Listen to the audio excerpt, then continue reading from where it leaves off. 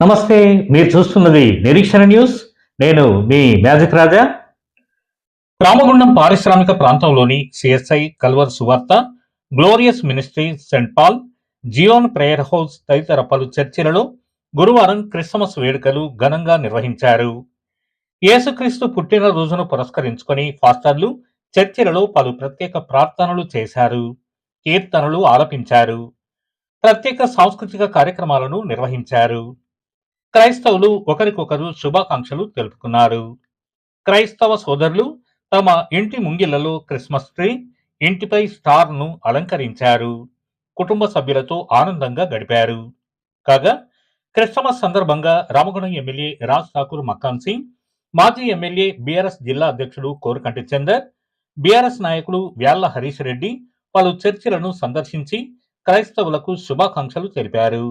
VHR foundation వ్యవస్థాపకులు హరీష్ రెడ్డి ఒక్కో కుటుంబానికి 25 కిలోల చొప్పున 30 క్రైస్తవ కుటుంబాలకు రైస్ బ్యాగులను అందజేశారు. మన భావితరాలు, మన యువ వచ్చే జనరేషన్ ఈ ప్రాంతానికి రామగుండం అయిపోలేదు, రామగుండం వందల గంట కాలేదు, రామగుండం చీకటి కాలేదు, రామగుండానికి మళ్ళీ వెతుకొచ్చింది, దేశానికి వెతుకొచ్చిన రామగుండాన్ని అద్భుతంగా చేసుకుని ఒక నగరంగా భవిష్యత్ తరాలకు అన్ని వసతులతో ఇవ్వబోతున్నాం అనేటువంటి కార్యక్రమంలో ఈరోజు తీసుకున్నాం. ప్రధానంగా విద్యా కేంద్రంగా ఒక 230 కోట్లతో ఎడ్యుకేషన్ ఇన్స్టిట్యూట్ ఇంటిగ్రేట్ వస్తే ఇక్కడ నుంచి కరీంనగర్ తీసుకుపోయేలోపు లేదా హైదరాబాద్ పోయేవారు మార్గమధ్యంగా చాలా మంది మన బంధువులు చనిపోయారు. ట్రీట్మెంట్ కొంచెం అయితే బతికేవారు. అలాంటి తరుణంలో ఇది ఇక్కడ ఖచ్చితంగా ఉండాలని క్యాథ్లా అంటే గుండెకి సంబంధించినటువంటి ఏ ఒక్క హాస్పిటల్ ఎంత భాగంలో కొత్త హాస్పిటల్ని ప్రారంభించాలని ఫిబ్రవరిలో ప్రారంభం చేస్తాం. పూర్తి దాదాపు ఏ మాదిరిగా అద్భుతమైన వ్యాపార కేంద్రంగా, అద్భుతమైన రోడ్లు, ఏ డివిజన్కి వెళ్ళినా డ్రైన్లు, రోడ్లు, స్వచ్ఛమైన మంచినీటి రావడానికి 4 ఎస్టీపీలు సుమారు 140 కోట్లతో, ఇంకోసారి 24 అవర్స్ వాటర్ రావడానికి ఇంకో 100 కోట్లతో నీటి వ్యవస్థ. ఇవే కాకుండా ఈరోజు ఈ నగరాలు కూడా అద్భుతంగా మారుస్తాము. అది మీ అందరికీ కనబడతా ఉందన్నమాట. దాంతోపాటు పేదవారికి సుమారుగా 3500 ఇళ్ళు పల్లె ప్రాంతాల్లో కట్టించింది.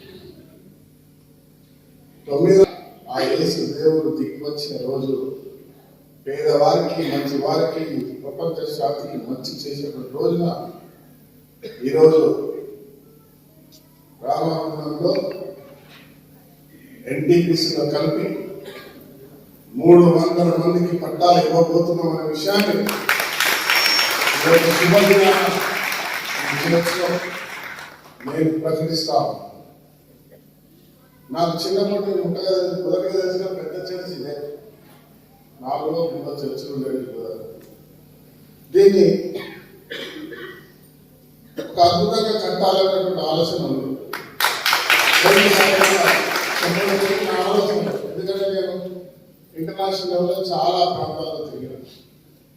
ఎక్కడికి వెళ్ళిన చర్చిలు అద్భుతంగా ఉంటాయి. ఆ చర్చిలోకి వెళ్ళగానే అన్ని మర్చిపోతాం. దేవుడు కనబడేటువంటి ఒక ప్రశాంతత వస్తుంది, ఒక అద్భుతమైన వైబ్స్ వస్తుంది. ఆ వైబ్స్ వచ్చే విధంగా చర్చ్ ఉండాలి. ఎట్లయితే బాధలు పరిస్థితుల్లో నేను కూడా భరిస్తాను, కానీ రాబోతున్నాన్ని అద్భుతంగా ఖచ్చితంగా చేస్తాను. తగ్గేది నేను మరొకసారి చెప్తున్నాను, ఖచ్చితంగా చేస్తా. చేసే దాంట్లో ప్రజా సంక్షేమాన్ని, పేద ప్రజలకి, ఈ నగర అభివృద్ధి కొరకు ఎవరెన్ని కుట్రలు చేసినా, ఎవరెన్ని రకాల ఇబ్బందులు పెట్టినా, ఏ రకమైనటువంటి గుంటలు పక్కన పడేది లేదు. ఎందుకంటే నా వెనక ఏసు దేవుడు ఉన్నాడు. నా ముందు మీరందరూ పండుగ రోజు మీరందరూ కూడా మీ యొక్క కుటుంబంలో ఉన్నటువంటి మీ తల్లిదండ్రులను ప్రేమించేటువంటి గుణాన్ని నేర్చుకోవాలి. కొడుకుల కోసం, బిడ్డల కోసం త్యాగం చేసేటువంటి గుణాన్ని నేర్చుకోవాలి. అప్పుడే మన కుటుంబంలో ఎప్పుడైతే గొప్పగా జీవించేటువంటి మనస్తత్వం, మంచి ఆలోచన వస్తుందో అది సమాజం మమ్మల్ని కుటుంబాన్ని కూడా చూసి ఆదర్శంగా ఇవ్వడానికి అవకాశం ఉన్నది. కాబట్టి మీ తల్లిదండ్రులను మీరు ప్రేమించండి, మీ కొడుకులను మీరు ప్రేమించండి. మీ కొడుకుల కోసం, పిల్లల కోసం తప్పకుండా త్యాగానికి సిద్ధంగా ఉండాలి. వాళ్ళ ఎదుగుదల కోసమే మనము ఆలోచన చేస్తాం. కాబట్టి మన సమాజంలో ఉన్నటువంటి పలు సందర్భాలలో మనం ఈ ఆలోచనతో ముందుకు పోదామని ప్రత్యేకంగా ఈ సందర్భంగా తెలియజేస్తూ, మేరక్క ఎంతో ప్రేమతో మిమ్మల్ని అందరినీ కూడా హక్కున చేర్చుకొని ఈ యొక్క మీ యొక్క గ్లోరియస్ చర్చ్లో అందరితోని ఒక కుటుంబ సభ్యులుగా ఉంటున్నటువంటి యొక్క ఆ మధ్యలో చిన్న అనారోగ్యానికి గురైతే నిజంగా దుఃఖం వచ్చింది, బాధ అనిపించింది. అరే, ఇంత సేవ చేయాలనే దృక్పథం ఉన్నటువంటి మనుషులకు, మనస్తత్వాలకు ఎందుకు ఇంత బాధలు పెట్టడం అని చెప్పేసి నేను అనుకున్నా. అక్క కోరుకోవాలని మనం అందరం కోరుకున్నాం.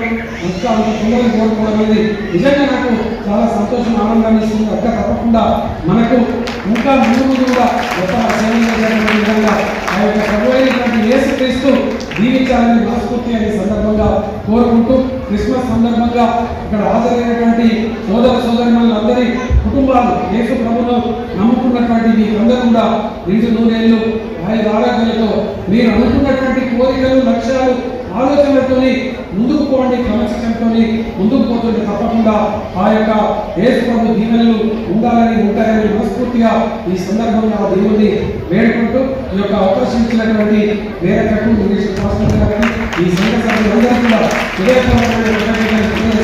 మరొకసారి మీకు అందరికీ క్రిస్మస్ శుభాకాంక్షలు తెలియజేస్తూ ప్రజలకు సేవలు అందించాలని ఒక సంకల్పంలో ఇక్కడికి వచ్చి మా మాజీ ముఖ్యమంత్రి వర్యులు కేసీఆర్ గారి అడుగుజాడల్లో నడుద్దామని చెప్పేసి ఇక్కడికి రావడం జరిగింది. నేను వచ్చి కూడా దాదాపు 6 నెలలు వస్తుంది.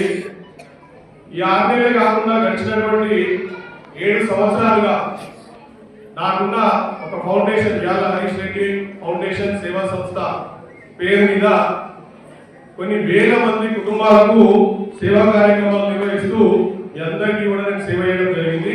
చాలా మందికి కూడా నాకు తెలుసు, చాలా మందికి కుటుంబిషన్లు ఇవ్వడం జరిగింది. చాలా మందికి మరణించినటువంటి, దురదృష్టవశాత్తు మరణించినటువంటి ఆటో డ్రైవర్ కుటుంబాలకి మరి జీవనోపాధి విధంగా కొంత ఆదాయం కల్పించడం జరిగింది.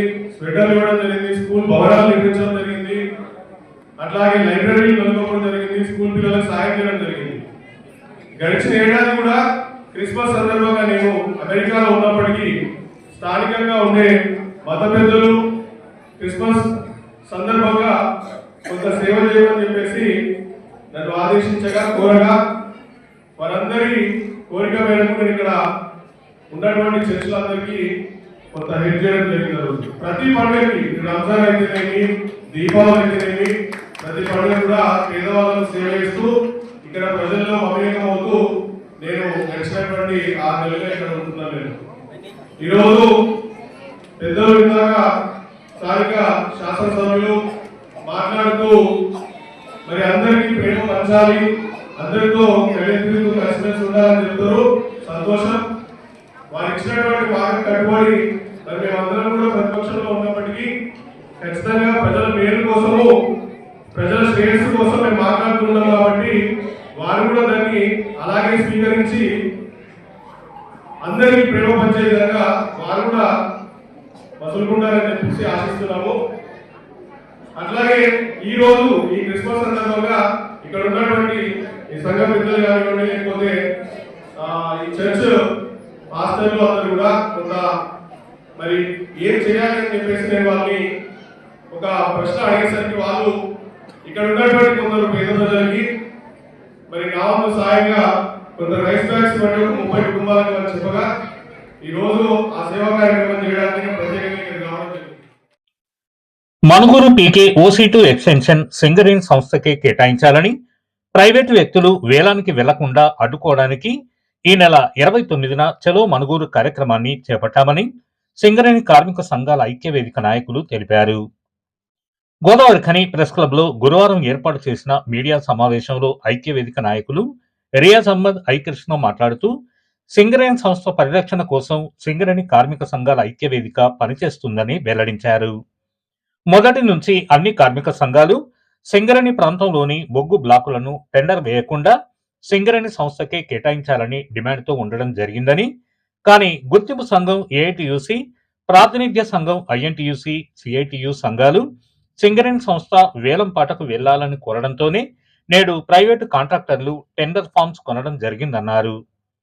మళ్లీ ఇప్పుడు అవే కార్మిక సంఘాలు మనుగూరు పీకే ఓసీ2 ఎక్స్టెన్షన్ టెండర్లో సింగరేణికి టెండర్ వచ్చే అవకాశం లేదని, టెండర్ వద్దు, నామినల్ పద్ధతిన సింగరేణికి కేటాయించాలని 2 నాల్కాల ధోరణితో మాట్లాడుతున్నారని ఆరోపించారు. కాంగ్రెస్ ప్రభుత్వం కూడా జెన్కో ద్వారా టెండర్ వేయించి బ్లాకును దక్కించుకొని అదానీ గ్రూప్ కు అప్పజెప్పే కుట్ర చేస్తోందని, అందుకే సింగరేణి కార్మిక సంఘాల ఐక్యవేదిక ఆధ్వర్యంలో ఈ నెల 29న చలో మనుగూరు కార్యక్రమం ద్వారా ప్రైవేటు కాంట్రాక్టర్లు టెండర్కు రాకుండా అడ్డుకుంటామని తెలిపారు.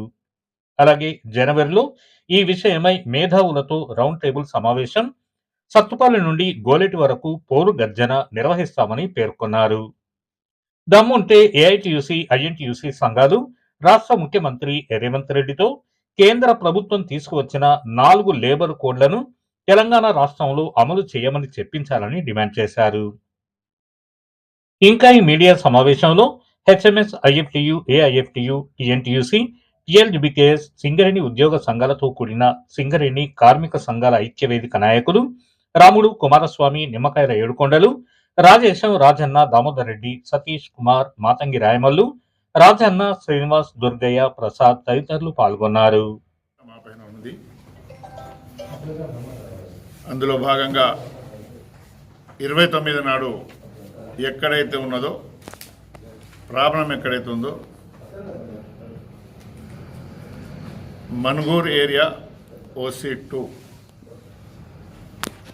పీకే ఓసీ2 ఎక్స్టెన్షన్ బ్లాక్, ఆ ఎక్స్టెన్షన్ బ్లాక్ మన సింగరేణి ఎక్స్టెన్షన్ చేసుకుంటూ పోవాలి, పబ్లిక్ హియరింగ్ పెట్టుకోవాలి, ఎక్స్టెన్షన్ చేయాలి. అది కాకుండా ఈ కాంగ్రెస్ ప్రభుత్వం అనుబంధంగా ఉన్న సిపిఐకి అనుబంధంగా ఉన్న ఏఐటియుసి, మళ్ళీ కాంగ్రెస్కు సపోర్టర్గా ఉన్న అలయన్స్లో ఉన్న సిపిఎం, సిఐటియు, ఈ యొక్క తొట్టి గ్యాంగ్ అంతా జమ అయి కొత్త డ్రామా వేసింది, తెరదేసింది. మేము యూనిటీగా ఉండి సింగరేణిని పరిరక్షించుకోవాలనే ఉద్దేశంతో కాంట్రాక్టర్ ఎవరు రావద్దు, ఇప్పటి వరకు మనం ఆపుకుంటూ వచ్చినాం. ఇప్పుడు మొన్న recently CPI party, AITUC, INTUC and అధికారుల సంఘం నాయకులు ముగ్గురు కలిసి మ్యాచ్ ఫిక్సింగ్ గేమ్ ఆడి మొన్నటి వరకు ఆట వద్దు, పాట వద్దు, మనకు అలాట్మెంట్ చేయాలని నినాదం, అందరిది ఒకటే నినాదం ఉన్నది. మేనేజ్మెంట్ భయపడ్డది, ప్రభుత్వం భయపడ్డది, ప్రైవేట్ వాళ్ళు భయపడ్డారు, ఎవ్వరు టెండర్ వేయలే. ఎప్పుడైతే వీళ్ళు ముగ్గురు కలిసి కాంగ్రెస్ ప్రభుత్వం దగ్గర పోయి, ఉప ముఖ్యమంత్రి దగ్గర పోయి సింగరేణిని కూడా పాటలో పాల్గొనండి అని ఒత్తిడి తీసుకొచ్చిండ్రో అప్పటి నుండి కాంట్రాక్టర్లందరికీ లేచింది. ఇప్పుడు బయటి కాంట్రాక్టర్ అందరూ కూడా వచ్చి ఆటలో పాట మేము కూడా పాడతామని టెండర్ ఫామ్స్ కూడా తీసుకున్నారు. దీనికి ప్రధాన సూత్రధారులు ఏఐటీసీ, ఐఎన్టీసీ, టీజీబీకేఎస్ కూడా ఇందులో ఉంది, వాళ్ళు కూడా కలిసిండ్రు. తర్వాత సిఐటి, ఈ 4 పార్టీలు కలిసి సింగరేణిని ముంచడానికి ప్రయత్నం చేస్తారు, కాంట్రాక్టర్ వత్తాసుడు చేయడానికి చేస్తారు. కనుకనే బయటోడు వస్తుండ్రు. బయటోడు రావద్దు, ఖబర్దార్ అని మేము ఆల్రెడీ ఈరోజు 28 నాడు హైదరాబాద్లో మీటింగ్ పెట్టుకుందాం అనుకున్నాం, రౌండ్ టేబుల్ కాన్ఫరెన్స్. ముందు 29 దాన్ని వాయిదా వేసుకుని 29 నాడు మనుగూరుకి పోతున్నాం. బిడ్డ ఎవరు రావద్దు, పాల్గొనద్దు.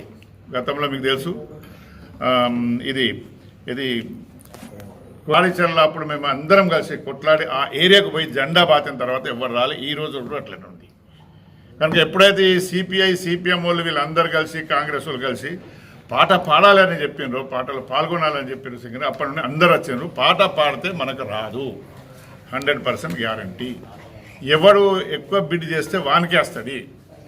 ఆ గ్యారంటీ పాట పాడడం అంటే కంపెనీ అమ్మేయడం అన్నట్టే. రాకపోతే ఏం చేద్దాం పోయి పాటలో మనకు రాలేదు బయటికి. ఇటువంటి దగులుబాజీ కార్మిక సంఘాల నాయకులను నమ్మద్దు. మేనేజ్మెంట్ దమ్ము ఉంటే ఇప్పుడు ప్రభుత్వంతో ప్రకటన చేయించండి, కాంగ్రెస్ పార్టీతో ప్రకటన చేయించండి. మేము పాల్గొననివ్వము, సింగరేణికే అలాట్ చేయిస్తాము, కేంద్ర ప్రభుత్వంతో కొట్లాడి మేము చేస్తాము. వాళ్ళకు దమ్ము లేకపోతే మా ట్రేడ్ యూనియన్ అందరిని తీసుకుపోయి కేంద్ర ప్రభుత్వం దగ్గర ఒత్తిడి తీసుకొద్దాం అనే నినాదం మీద పోకుండా లోపాయికారికంగా కాంట్రాక్టర్ ములాఖాత్ అయి పాట పాడాలి పాట పాడాలి పాట పాడాలని పాటకు పోతున్నారు. పాటకు పోతే కంపెనీ ద్రోహులుగా మారిపోతారు. కనుక మేము ఎవరు వచ్చినా రాకు కలిసి వచ్చే కార్మిక సంఘాలు 7 కార్మిక సంఘాలు ఉన్నాయి. ఇప్పుడు అందరం కలిసి మనుగురు 29 నాడు పోతున్నాం. అక్కడ సమావేశం ఏర్పాటు చేస్తాం. అక్కడ పెద్దలతోటి కూడా మాట్లాడతాం. అవసరమైతే బజార్ బంద్ కార్యక్రమం కూడా అక్కడ లోకల్లో మార్కెట్లో ఉన్న వాళ్ళతో కలుపుకొని కాంట్రాక్టర్ రాకుండా చేస్తాం. ఇవాళ ఏమైంది అండ్ జెన్కో ప్రభుత్వం వేరకు సపోర్ట్ చేస్తుంది. మనకు 137 సంవత్సరాల అనుభవం ఉన్న కంపెనీ సింగరేణి. వానికి ఒక డోజర్ లేదు, వానికి ఒక లోడర్ లేదు. జెన్కోవానికి ఒక మనిషి లేడు, ఒక ఇంజనీర్ లేడు, మైనింగ్ ఆఫీసర్ లేడు. వానికి ఇచ్చే ప్రయత్నమే చేస్తారు కానీ మనకి ఇప్పించే ప్రయత్నం చేయరు. మనకున్న భారతదేశంలో కాదు ప్రపంచంలోనే అత్యధిక ఎక్స్పీరియన్స్ ఉన్న కంపెనీ కోల్ ఇండస్ట్రీలో కోల్ ఇండియా, తర్వాత సింగరేణి.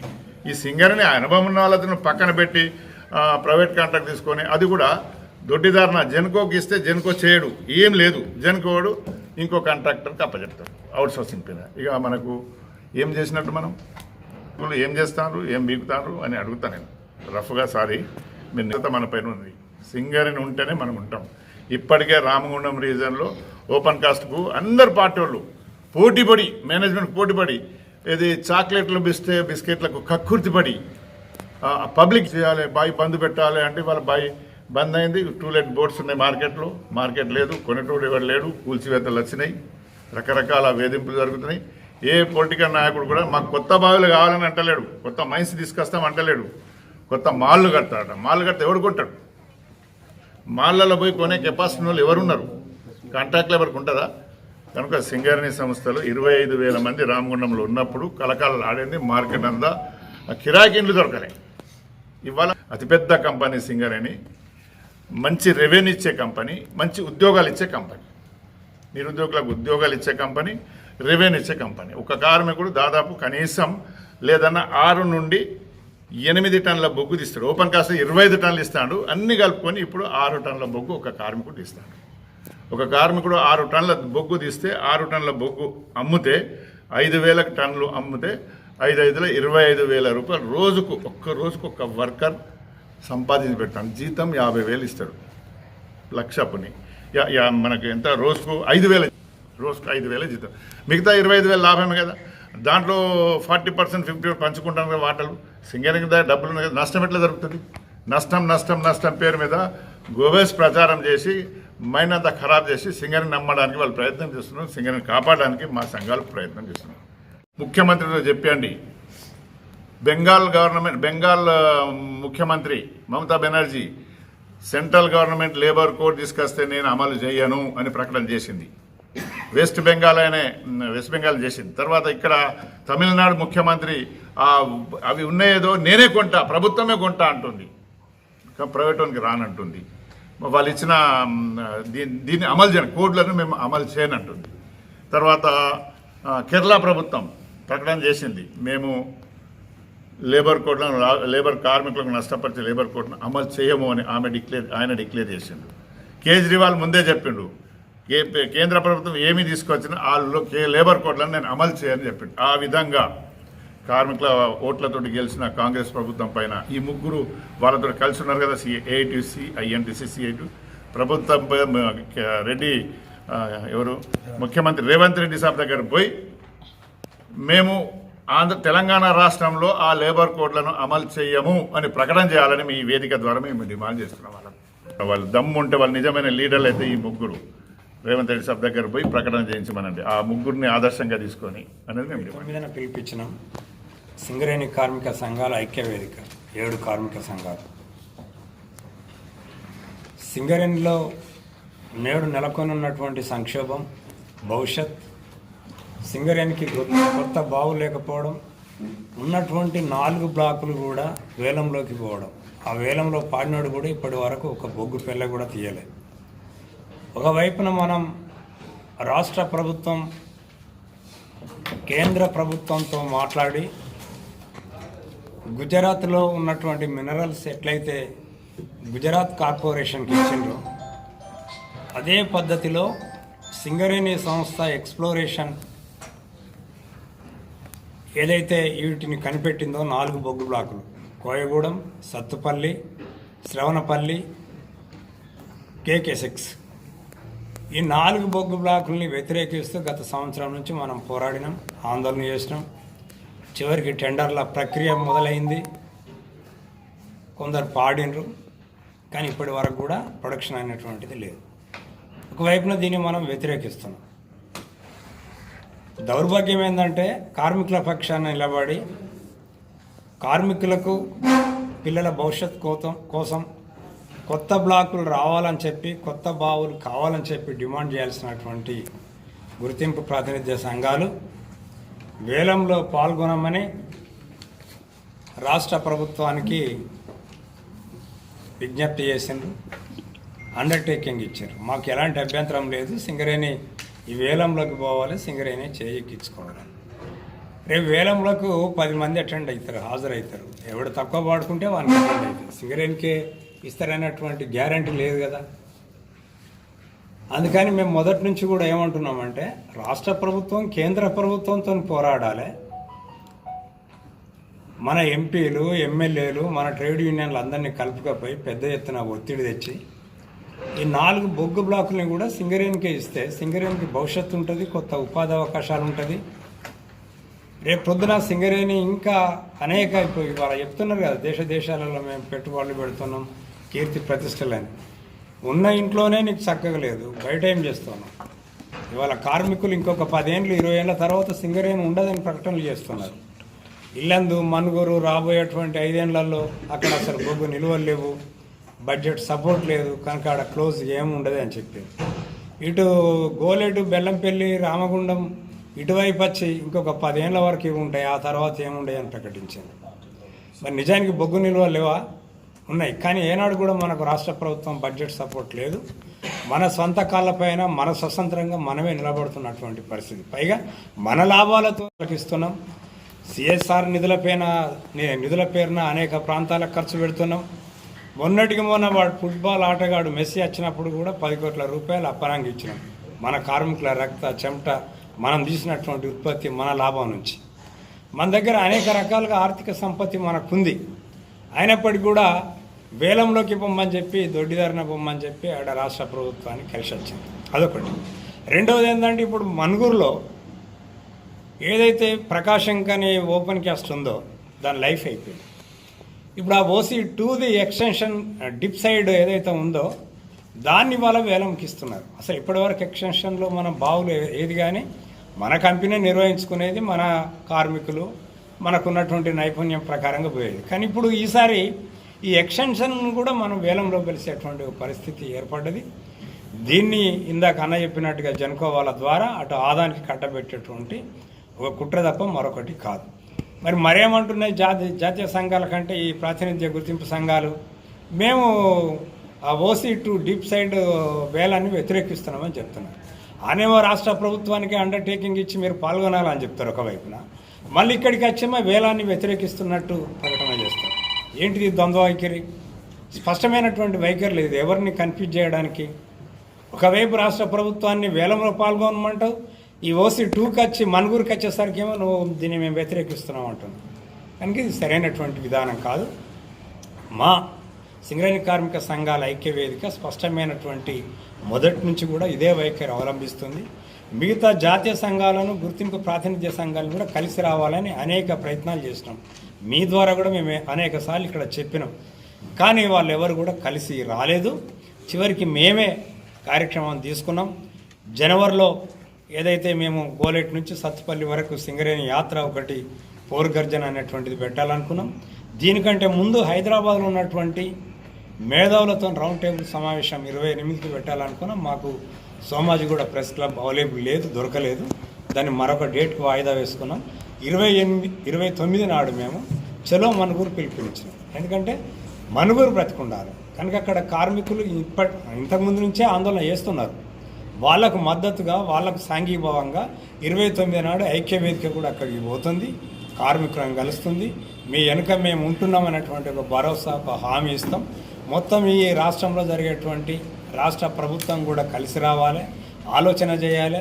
ఏదైతే పీకేఓసీలో ఉన్నటువంటి వేలాన్ని కూడా రాష్ట్ర ప్రభుత్వం తీసుకోవాలి, రద్దు చేయాలి, దానికి బడ్జెట్ సపోర్ట్ చేయాలి. మన సింగరేణి నడిపేటట్టుగా రాష్ట్ర ప్రభుత్వం ఆలోచించాలని ప్రయత్నం చేయాలని చెప్పి అన్ని కార్మిక సంఘాల సహకారం తీసుకొని కేంద్రం మీద ఫైట్ చేయాలి, ఒత్తిడి తేవాలని చెప్పి సింగరేణి కార్మిక సంఘాల ఐక్యవేదిక రాష్ట్ర ప్రభుత్వానికి విజ్ఞప్తి చేస్తుంది. కార్మికులందరూ కూడా ఈ మనుగురును రక్షించుకోవాలి. మనం రేపు మనుగురే కాదు, రేపు రామగుండం ఉండదు, గోలెట్ ఉండదు, శ్రీరాంపూర్ ఉండదు. ఇంకొక 10-20 ఏళ్ళ తర్వాత బొగ్గు నిల్వలు అన్నీ కూడా ఇవాళ తగ్గుతున్నటువంటి పరిస్థితి ఉన్నాయని వేలంలోకి పోతున్నాయి. కనుక మనం దీన్ని రక్షించుకోవాలి. కొత్త బావులు, బ్లాకులు రావాలంటే మీరందరూ నిలబడాలి. మనం కూడా గుర్తింపు ప్రాతినిధ్య సంఘాల మీద ఒత్తిడి తేవాలి. మీరందరూ కూడా ఆందోళనకు సిద్ధం కావాలని కార్మికులకు కూడా మేము పిలుపునిస్తున్నాం. మన నిరీక్షణ న్యూస్ను వాచ్ చేయండి, లైక్ చేయండి, సబ్స్క్రైబ్ చేయండి, మీ మిత్రులకు షేర్ చేయండి.